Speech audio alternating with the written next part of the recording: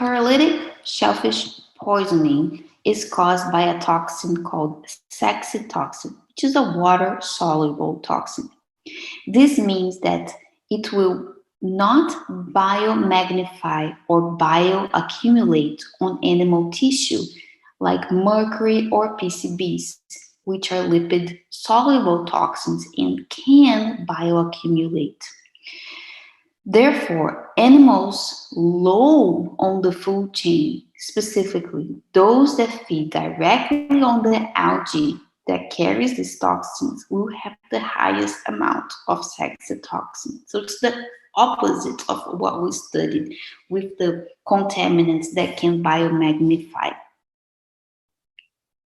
So, for example, shellfish that filters phytoplankton from the water are known to carry high amounts of saxitoxin during an algal bloom.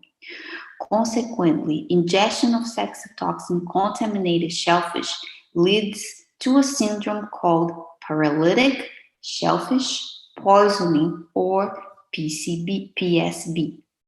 The species of phytoplankton that produces this toxin is shown here in this picture. It looks like a tiny little hamburger.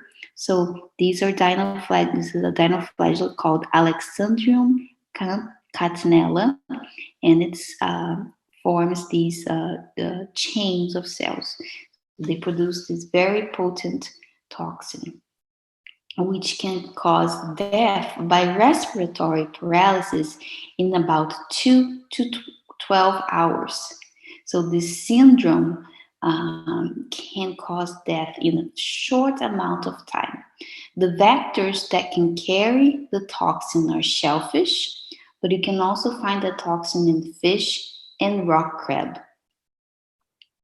Once you've been exposed to the toxin, you experience a tingling sensation around the lips and fingers, and then you start having neurological symptoms.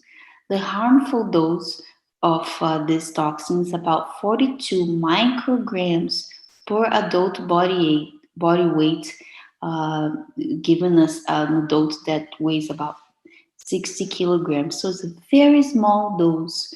You can see the effects. Here you see the front page of the San Francisco Examiner showing the killing of a man, an infant, due to the consumption of mussels that had that toxin. This is happened way in back in the, I think it says 1957, and my memory is failing me. But in the past, and also made several people sick. Nowadays, and I'll show you later, this type of tragedy does not occur anymore because we do have monitoring of the coast for these toxins. Given the potency of this toxin, spy pilots would carry a small dose of saxitoxin when they were sent over on a mission. Saxitoxin was used as an emergency suicide injection in case the spy plane landed on the enemy's territory.